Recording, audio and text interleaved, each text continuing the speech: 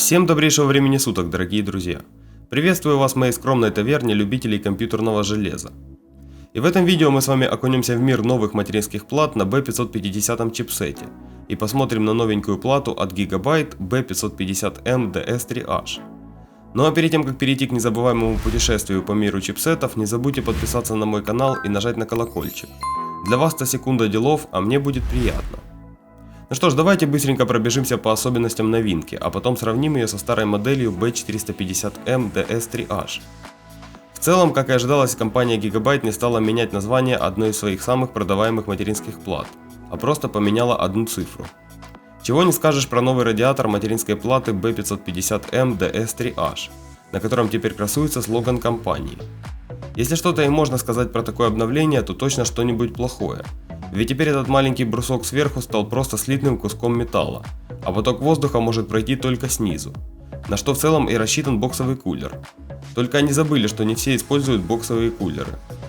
Ну да ладно, еще одним внешним изменением B550M DS3H можно отметить расположение батарейки BIOS, которая теперь находится возле разъема питания материнской платы.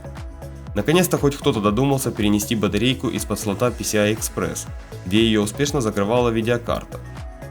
На панели разъемов B550M DS3H можно найти 4 USB 2.0 и 4 USB версии 3.2, а также разъем PS пополам и классический набор из HDMI и DVI.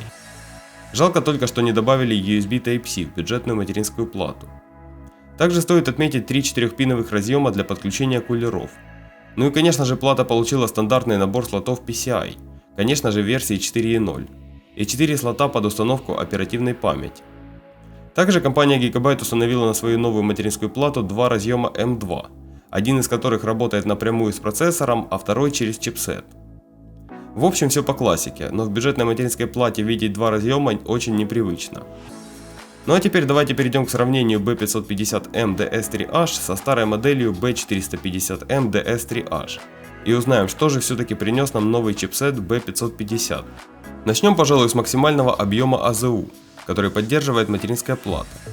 На новой B550M DS3H вы можете установить до 128 ГБ оперативной памяти, тогда как старая материнка поддерживала только 64 ГБ. Также изменения коснулись и частоты оперативной памяти. Для процессоров Ryzen 3 поколения максимально поддерживаемая частота теперь стала 4000 МГц, а раньше была всего 3600. Но самое интересное только начинается. На официальном сайте Gigabyte четко написано, что для нового поколения процессоров Ryzen с графикой Radeon материнская плата B550M DS3H будет поддерживать частоту вплоть до 4733 МГц. И тут становится еще больше интересно, каким будут процессоры на архитектуре Zen 3. И еще более интересно, какие результаты они покажут с такой частотой оперативной памяти.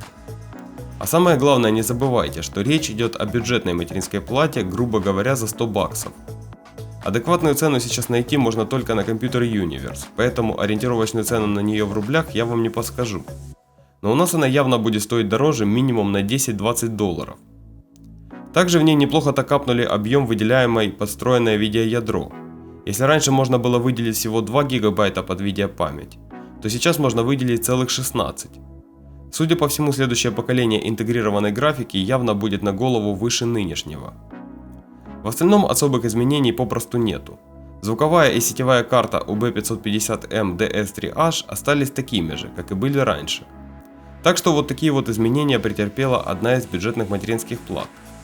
Также хочется отметить, что B550 чипсет поддерживает только третье поколение процессоров Ryzen, и поставить в него более старые камни попросту нельзя. Ну а с такой ценой эта плата скорее всего будет ждать своего времени до выхода процессоров Zen 3. Как раз к следующему году она подешевеет и будет более доступной для сборок на новых камнях. Но если вы 100% будете обновляться на новое поколение в следующем году, то можете присматривать ее уже сегодня. Ведь поддержка B450 чипсета будет полным рандомом, и угадать какую-то плату на старом чипсете, которая будет поддерживать процессоры Zen 3, попросту невозможно. Но вы напишите в комментариях, что вы думаете о новом чипсете B550. Будете себе его покупать или отдадите предпочтение какому-то другому чипсету? Также хочу напомнить, что в моей группе в ВК вы можете задать мне любой вопрос касательно сборки ПК и работы компьютера. Постараюсь вам помочь в меру моих сил и знаний. Спасибо всем, кто ставит лайки и подписывается на мой канал. До скорых встреч, друзья!